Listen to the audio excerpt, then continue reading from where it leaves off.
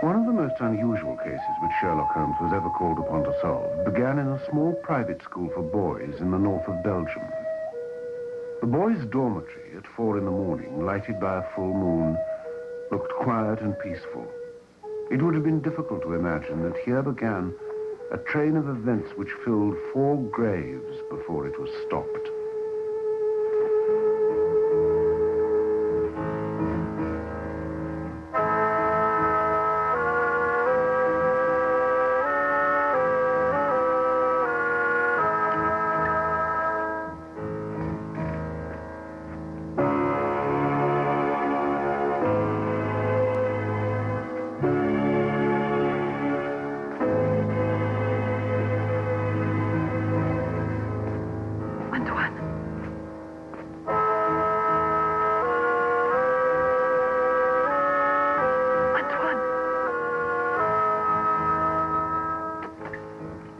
Monsieur Carolan? Monsieur Carolan, he has gone out. Didn't you try to stop him? I called his name. Perhaps he didn't hear or pretended not to. I was afraid to startle him. Let us follow him. He must be going to the church.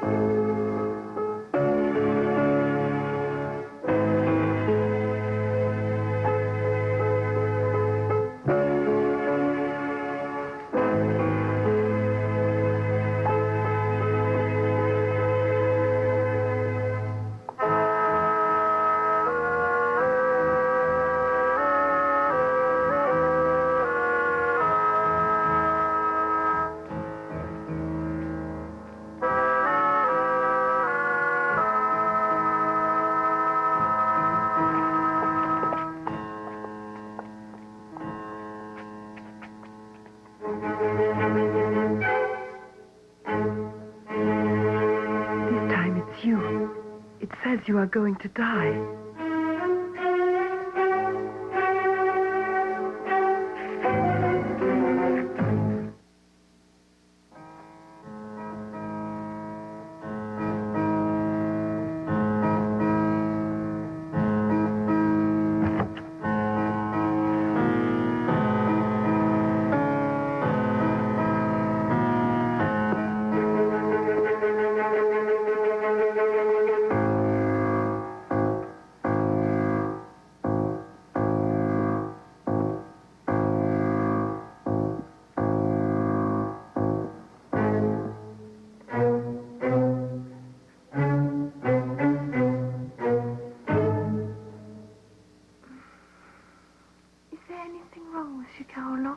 No.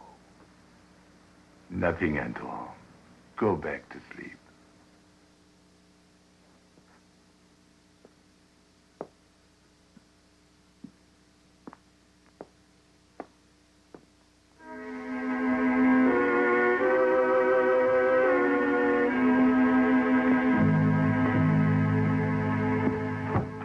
Three deaths in 3 months. Each one foretold by the writing on the church steps. I still think the police. No. But it's your own life. There is a man in London. He solved cases even more hopeless than this. Sherlock Holmes? You have thought of him. Let me write to him. And ask him to do what? To come here, investigate, find out who is responsible for those deaths, and how a schoolboy can tell in advance who is next to die. And have the school invaded? Our teachers questioned, boys terrorized? I'll do my own investigating, Mademoiselle Grande, in my own way. Some weeks later, a letter arrived at Baker Street. Holmes read it over once to himself, and then aloud to me. Monsieur Carolan, before his untimely death, was adamant that I should not write to you on these matters. And it will be a source of eternal regret to me that I allowed myself to be dissuaded from writing to you sooner, Mr. Holmes. Now, Monsieur Carolan is dead of natural causes, the doctor says, though I'm not sure he isn't mistaken. I pray that you will come to Arno without delay and lend us your assistance in putting an end to these ghastly occurrences. Respectfully yours, Marie Grand. You deduced that the writer of the letter was young. Oh, come now, Holmes. I can do better than that. I'll even wager that she's attractive as well. Better and better. And on what do you base these interesting conclusions? Wishful thinking, my dear Holmes. Nothing else. Wish no more. She's both young and attractive, with hair the shade of autumn honey. And how did you read that between the lines?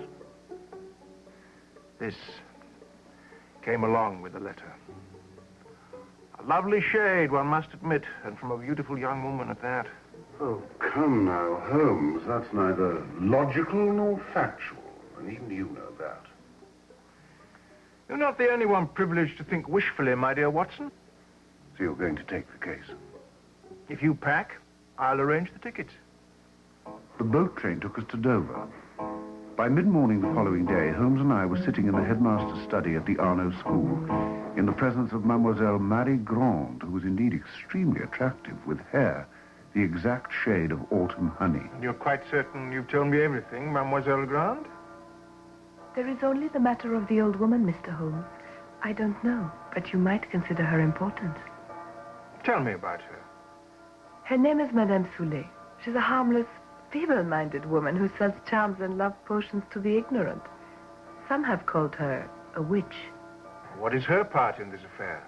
She admits she went to see those whose names were written on the church steps and offered to sell them a charm against the evil omen. Most interesting. Did any of the victims purchase the charms? I can only speak for Monsieur Caroline. He did not. About the others, were they persons of wealth? No, two were quite poor. The third moderately well off. We have no really wealthy people here in Arno, Mr. Holmes. Except, of course, the Count de Passavant. Do you know the Count, Mr. Holmes?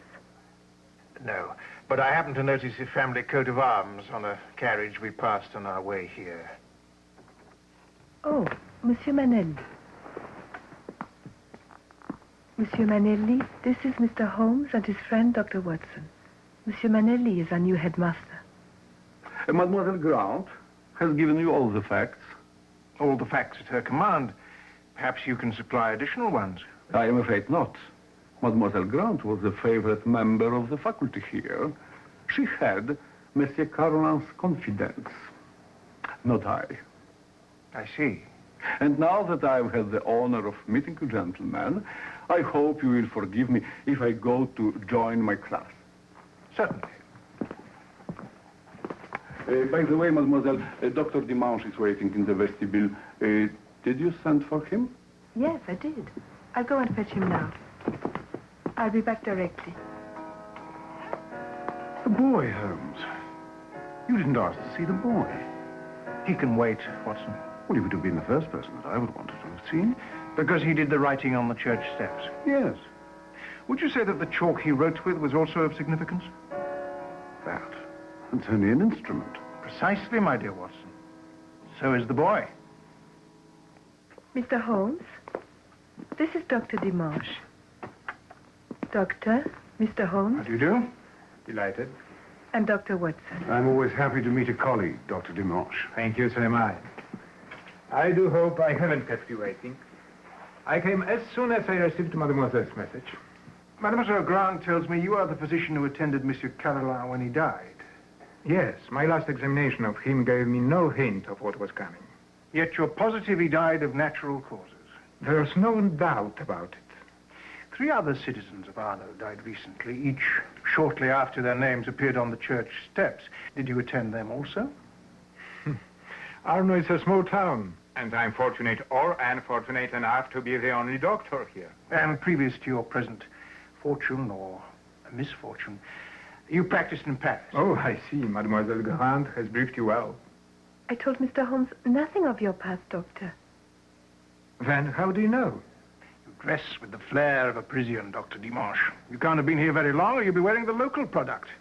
I might have ordered this from Paris. On the income of a country physician. What do you think, Watson? It's hardly likely. Capital, Mr. Holmes. Your powers of deduction haven't been overrated. But you didn't ask me here to discuss my clothes or my income. How can I help you? Tell me exactly, what did Monsieur Caroline die? Heart failure. You performed no autopsy? There was no need. The signs were obvious. But frankly, because of the unusual circumstances of the other deaths, I took the precaution of performing an autopsy. The cause of death was a natural heart attack. Very wise, Doctor. And there was nothing suspicious about any of the other deaths? Not one thing, Mr. Holmes. I don't suppose you've any theory of your own concerning a connection between the prophecies and the deaths? I have no theory, Mr. Holmes. The explanation lies either in the most extraordinary combination of coincidences or in some kind of prevision on the part of the boy, Antoine. Do you believe in prevision or telepathy? Years ago, my professor at Salpêtrière, he suggested there might be something in it. For myself, I don't know. I neither affirm nor deny. Thank you for your cooperation, Doctor. What do you think, Watson? Of coincidences? A prevision. Prevision? Poppycock. Sheer poppycock. That boy, on 4 separate occasions, was able to foretell the death of a citizen of Arnaud. Well, there must be a logical explanation. Oh, there is, Watson, there is.